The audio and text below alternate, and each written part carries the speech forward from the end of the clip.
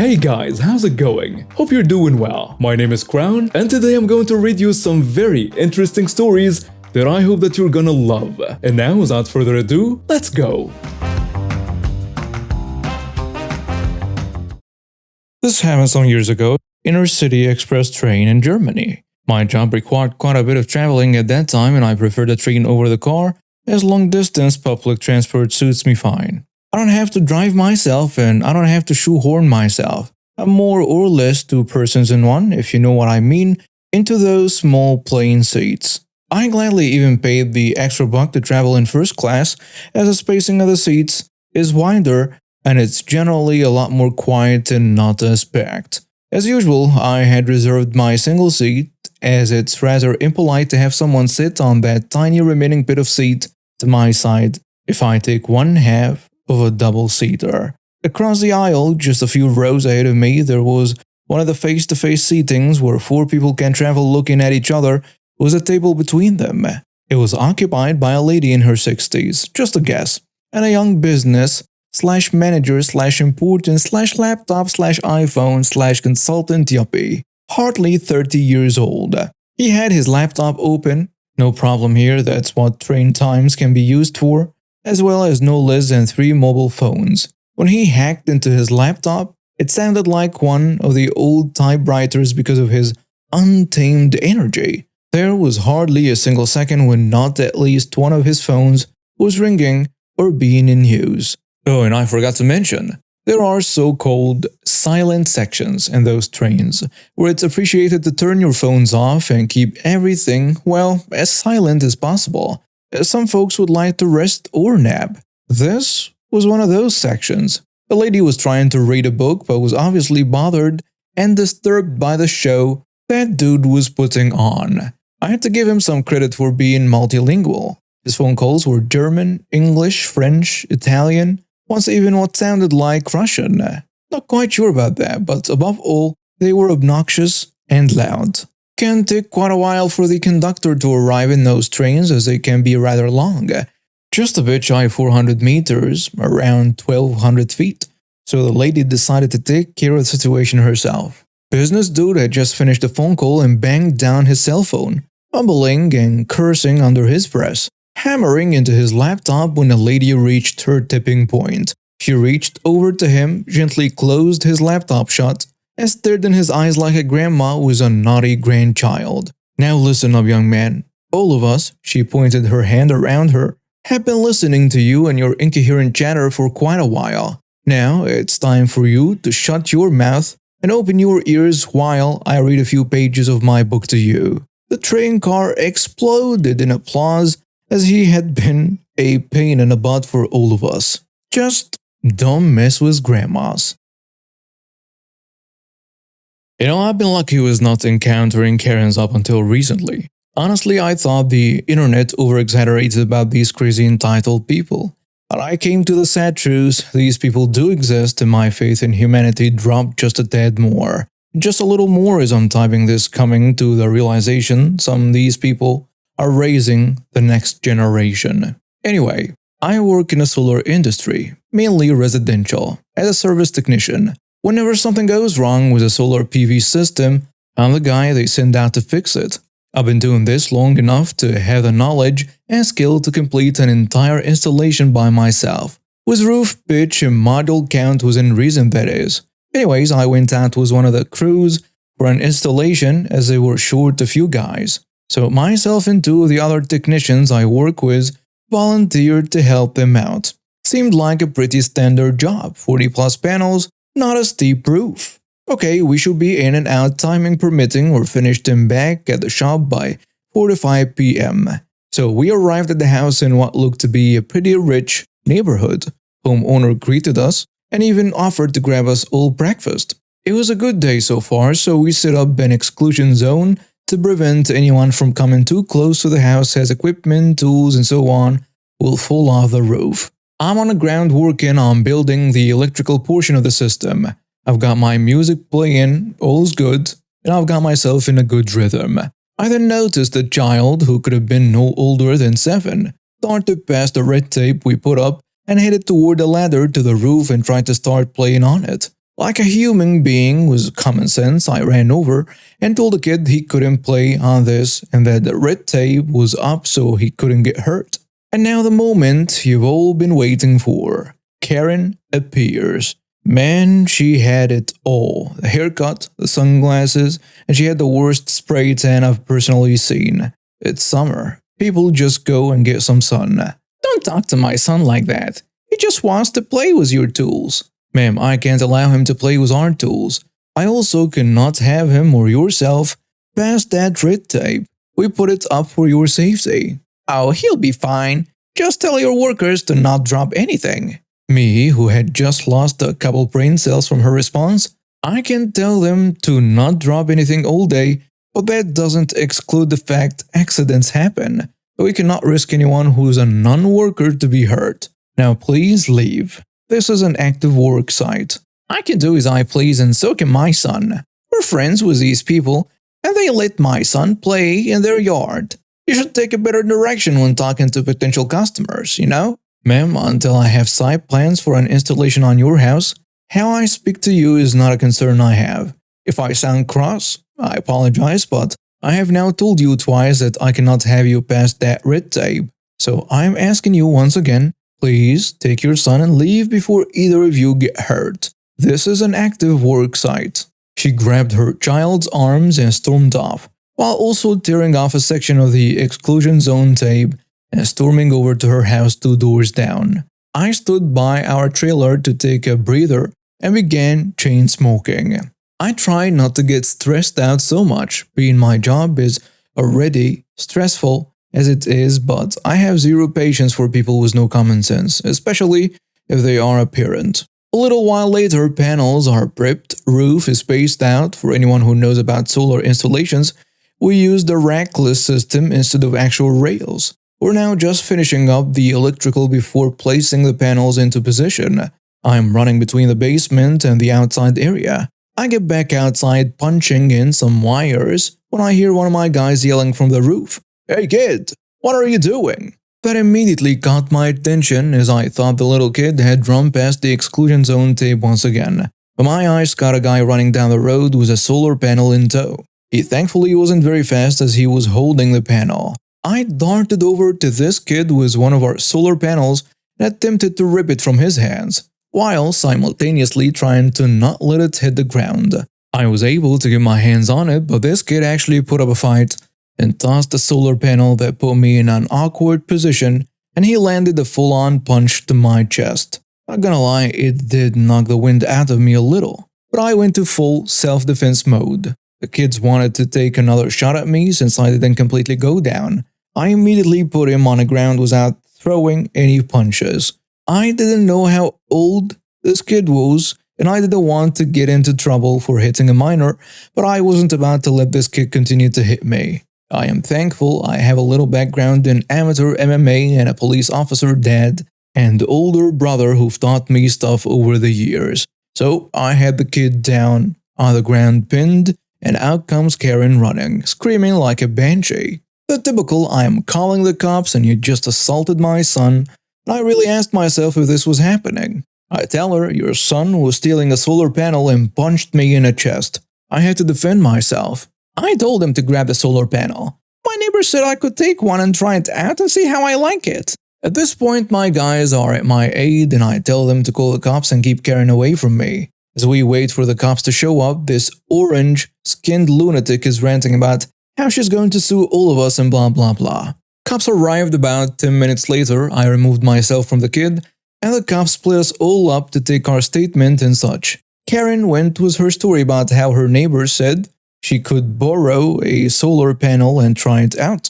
Now, even if he did say that, which he didn't, you can't just let someone take a solar panel because they still belong to the company. Most people who buy solar finance the panels and pay them off over the course of the next couple of years. Works a lot like financing a car. It gets to the point where the cops ask if I want to press charges for the assault, and the guy whose house we were installing had a security camera system and caught the incident all on tape, so I gladly said yes. No idea when the court proceedings are going to be taking place. I honestly just want this over and done with. Edit. Just to clear up some questions in the comments. Found out the kid who attacked me was 18, legally an adult, so charges are being filed against him. The homeowner was present during most of the ordeal and he told us he'd never talked to that woman in his life. And I have no idea what Karen's intentions were. It was a solar panel. If she planned to just slap it on her house, she's just as stupid as she's entitled. Okay, so for a little bit of backstory, I've been always in severe pain after I eat for hours. I've had a history of acid reflux since I was young, but it had recently gotten worse. So I went to the doctor and found out I have GERD and some pretty bad ulcers in my esophagus from it. Another important detail is that I help my grandmother a lot because she's going through chemotherapy, so I am very conscious about wearing a mask when I'm out. Sorry for all that, now on to the story and cast. There is me, grandfather who drove me, pharmacist, and of course, Karen. After a long doctor's appointment, my grandfather was nice enough to drive me to and from. I was given a new prescription, but of course my insurance changed, or I can pick up my medicine. My very delightful grandfather who drove me to the doctor offered to drive me to the pharmacy to pick up meds, so I wouldn't have to leave the house again and drive to the pharmacy. I accepted because all I wanted to do is go home and sleep. We arrived at the pharmacy and I went right to the counter to tell them my name and any other information they need. While my grandfather looked at a compression sock for my grandmother, and they say romance is dead. Then cue Karen. She looked like the classic Karen yoga pants 3 sizes too small, some god-awful sequin shirt, a mega hat, ugly puffer trench coat, and to top out the whole look, no mask. After she enters the pharmacy, she decides to stand way closer than she should have been, even before COVID. I politely told her, "Ma'am, you're not wearing a mask, could you please back away from me? Note, there are pieces of tape on the floor so you know where to stand." Her response was to very loudly say, "Okay, you lip-tard," while getting even closer to me. When she said that, however, it got the attention of the person being helped at the counter in front of me and the pharmacist. The pharmacist told Karen, "You need to wear a mask or leave. No mask, no service." "Okay, shut the hell up. I'm a valuable customer." "I can give you a mask if you don't have one, but if you refuse to wear it, you'll have to leave." As she's saying this, the person in front of me leaves and I walk up. Karen then shouts, "I am not going to wear a mask. Now stop harassing me." Now this is when my grandfather at the other side of the pharmacy takes notice, but all he does is pop his head out from the end cap and we exchange the thumbs up. Pharmacists say, "Ma'am, please just wear a mask." She then places one on the counter and then asks me for my information. Halfway through me giving my information, Karen comes very close to me to the point that I can feel the wind. When she decides once again to scream, "Did you not hear me? I am not going to wear a mask. And you," pointing her wrinkled, disfigured finger in my face, almost touching me. "You need to get the hell out of my way, because I have things to do." Now, I normally stay out of arguments as much as I can, but like I said before, just wanted to go home and sleep. So not my best moment, but I slightly raised my voice above talking and said, "Ma'am, please, either back away from me or put on a mask." And this is when my grandfather walks over to see what is happening. My grandfather is an ex-Navy Master Chief and is the definition of short Irish timber. And also happens to be very protective of me because I'm the firstborn female grandchild in my family. It's important if you're the oldest and a female, and also happens to be very protective of me because I'm the firstborn female grandchild. In my family, it's important if you're the oldest and a female, because you will have to take care of the elderly, sick, and the younger children of the family, and the only grandchild who lives nearby but isn't still in elementary school. Karen then yells back while also cornering me between the pharmacy counter and the wall and goes, "I don't have to listen to a thing you say, you stupid lip-tart." Cue grandfather. "Listen here, you sorry excuse for a human being. You clearly have no respect for other people, so I will have absolutely none for you too. You have such a dense skull that you can't even acknowledge that many people have died from this virus because of stupid people like you. And unless you are blind and deaf, you heard a lady and my granddaughter tell you to wear a mask. And I know you saw the sign to wear a mask, so either put the damn thing on or leave." Both the pharmacist and I are in shock of what just happened. And then all of a sudden, Karen burst into tears. Hysterically sobbing, reluctantly grabs the mask and slowly walks out of the pharmacy still sobbing. My grandfather, in the sweetest old man voice and smiling with his eyes, asks, "You got your meds yet, doll?" I shake my head no and then proceed to give my information to the pharmacist. I get my meds and we check out with them. Some compression socks and flowers for my grandmother. After we get back in my grandfather's truck, I thank him and we drive back to my grandparents' place so I can take care of my grandmother and nap. The company I worked for had a quite old-fashioned attitude to the workplace. The workforce was divided into boiler suits and suits or workshops and office. They regarded office as educated, professional, and honest, and workshop as stupid, half-heartedly, and petty thieves. This was not a view I agreed with. I had come from a company where everyone from janitor to general manager were treated the same and could have an input. If something went wrong in design or manufacturing, it was often the guy working the machine or fitted the parts who spotted it and came up with a correction.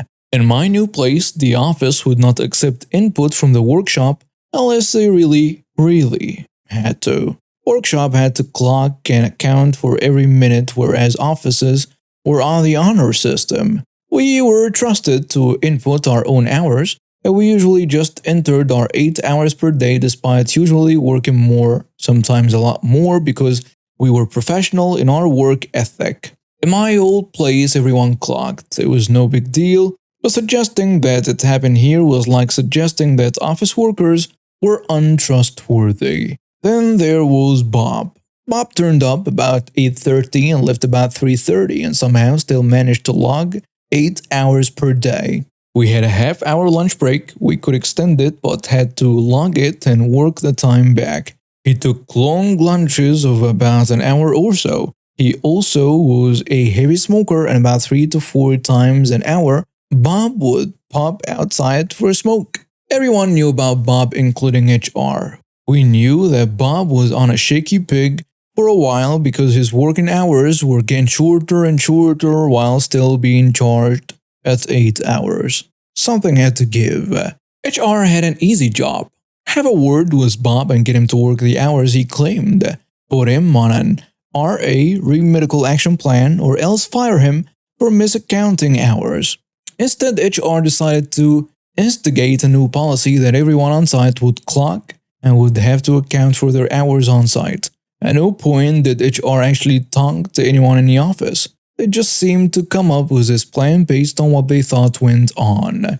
Engineers were generally happy with this, although a few did grumble about honor and trust. HR just shrugged their shoulders and shifted the blame on to the European Working Time Directive and said that it was a new normal, nothing we can do. Honest. You don't trick engineers because we like crews, and sure enough, some of the engineering team researched it and found out that HR were just using EU law to railroad through a new process. We did need to record working hours, but nowhere did it say we had to use an electronic clocking system to do it. The old system fulfilled the requirements of the law just fine. The new clocking machines were fitted in every entrance to the office block. We were all given swipe cards and training on using the new system. We could have pointed it out to HR, and indeed some people tried, but the decision had already been made and they pushed ahead with it. We all knew what was coming and we continued on as normal, waiting for the end of the month. At the end of the month, the project billing controllers went nuts. While 1 or 2 people were genuinely stealing time from the company, the rest of us were under-accounting for our time. Engineers were on a flexible working day as long as we did core hours and did our 8 hours. Then we were okay. Anything above 8 hours were banked, and at the end of the month was either paid as overtime or flex time. I nominally started at 7 a.m., but I was usually in by 6:40. And we worked on the job so I could leave at 3:30, but it was often closer to 4. Most of us were the same, but we usually just rounded to an 8-hour day. Suddenly, the projects lost 3 to 4 hours of free overtime per person per week, was an office of around 300 people. That is a crap load of time, and that had to be paid as overtime or banked as flexi time as per our contract. One or two managers suggested that we just adjust our time to the previous hours, but falsifying clocking hours was gross misconduct and a sackable offense, so they went back in their box pretty quickly. HR told it to log our time accurately, and so we did. HR refused to back down because EU law, which we knew that this was rubbish, and so the productivity figures went down, in some cases by over 10%. Costs went up as we had to be credited with all the extra time, and so we all got at least a flexi day per month that we never had before. Thanks HR. All you needed to do was have a word with Smokey Bob and his likes and all will be well, but because you wanted to avoid an awkward conversation, we all get extra holidays. Woohoo! Edit. A few questions on why we didn't log the whole hours. Well, to be honest, I don't know. It was the culture in my place and I just adopted to it. Stupid, probably, but I was a new start and you don't really want to rock the boat in the early days as you are first out, and I could be out without any reason in the first few months. In my previous place, we clocked, so I had no problem with the change. The culture of a place and the fine detail is something that is hard to find out during the application and the interview process. To start off, I wasn't the one to administer this malicious compliance, nor was I the target of it, but I was there to witness it at every step. I work as a translator/interpreter for a foreign construction company in my country, translating between my foreign management and local suppliers. My culture and my management's culture are very different in terms of work ethics, which is a never-ending source of anger and anguish for my employers. That's why, although my job is to convey what they say, I often act as an intermediary when dealing with local companies. Just before Christmas, our main architect insisted on scheduling a meeting with a new mason supplier. I tried letting them know that maybe rescheduling for 2021 would be a good idea because my country is pretty big on Christmas celebrations, but we all know that is between December 20th and January 10th, nothing will be done.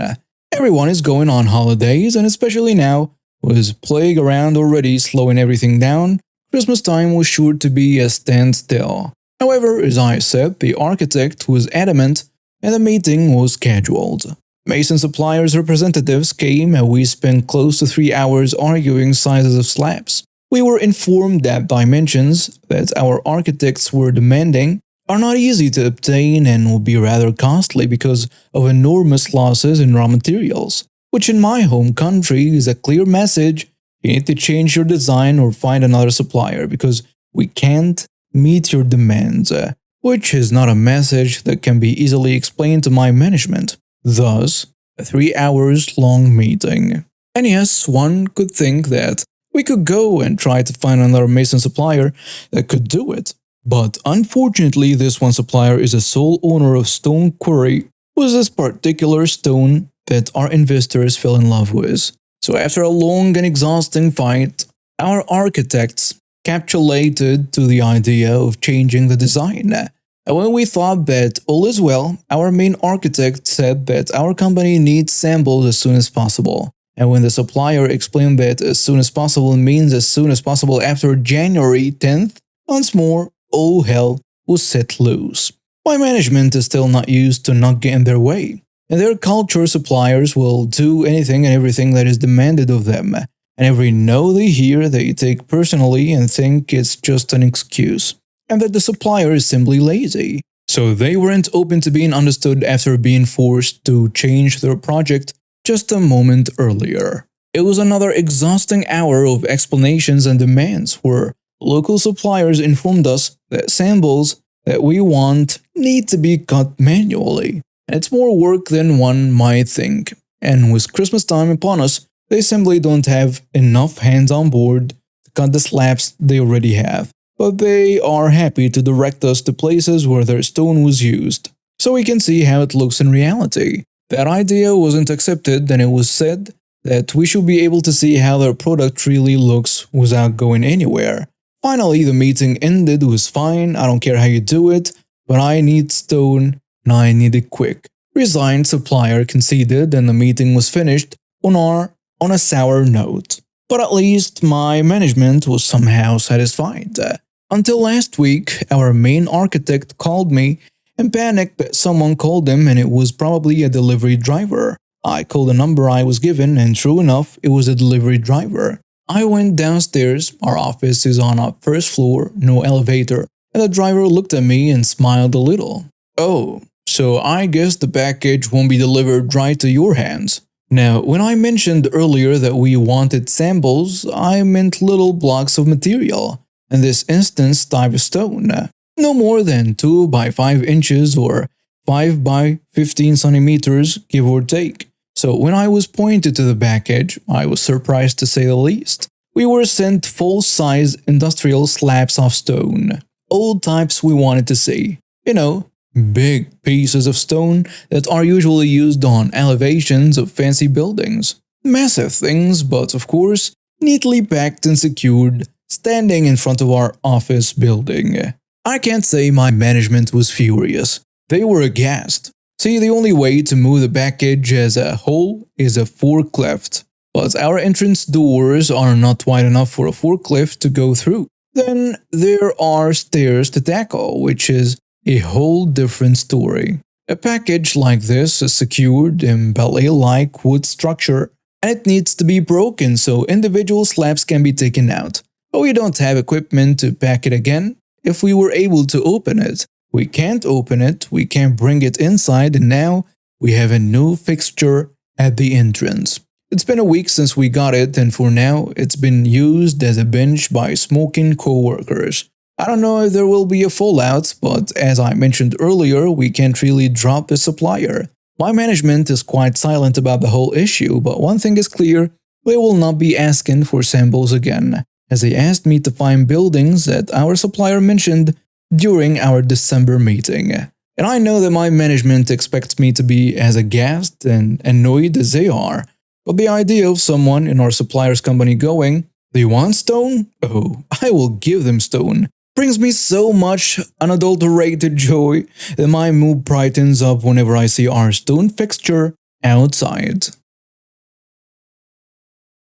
If you take public transit and your phone dies due to a 7-year-old battery, you may sometimes get a comedy show straight from Monthly Python himself, such as on a particular Thursday evening.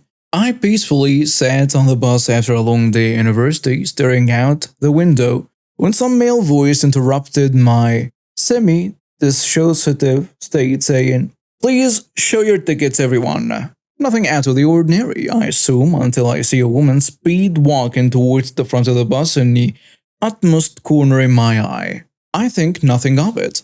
Show the about 30-ish looking ticket inspector my ticket and continue staring at the window until I overhear the following conversation. The ticket inspector says, "I saw you run towards the front of the bus as soon as I asked for tickets.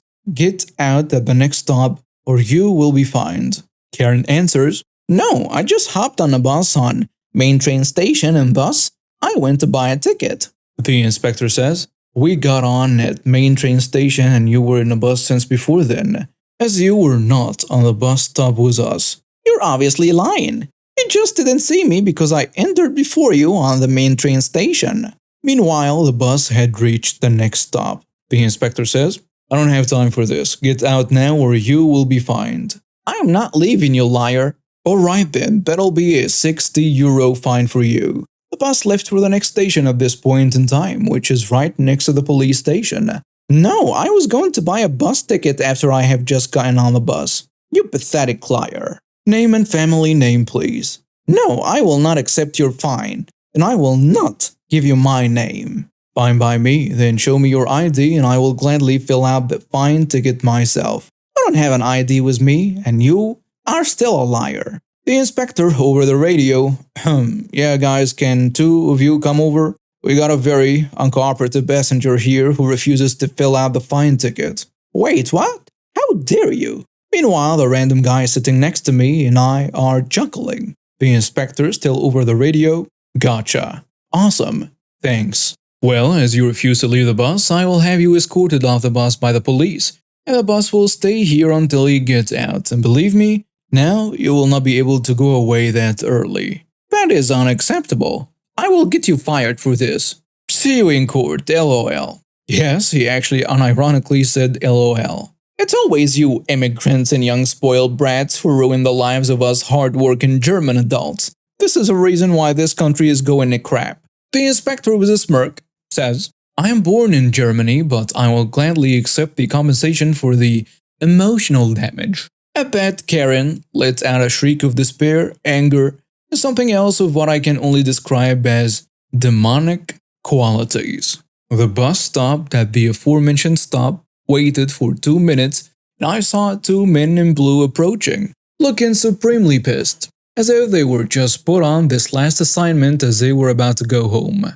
Police officer says, Alright ma'am, I'm going to have to ask you nicely to get out of the bus now. Karen storms out of the bus, the ticket inspector leaves as well, and as soon as the doors closed, some people burst into straight-up laughter, including the driver. I had a genuine urge to clap after this performance. So what did we learn today? Buy your bus tickets before you go on the bus, and sometimes the real world can be even funnier than the entire internet combined. Also, if you make such a fuss about a mere €60 fine, you can get yourself into knee-deep crap.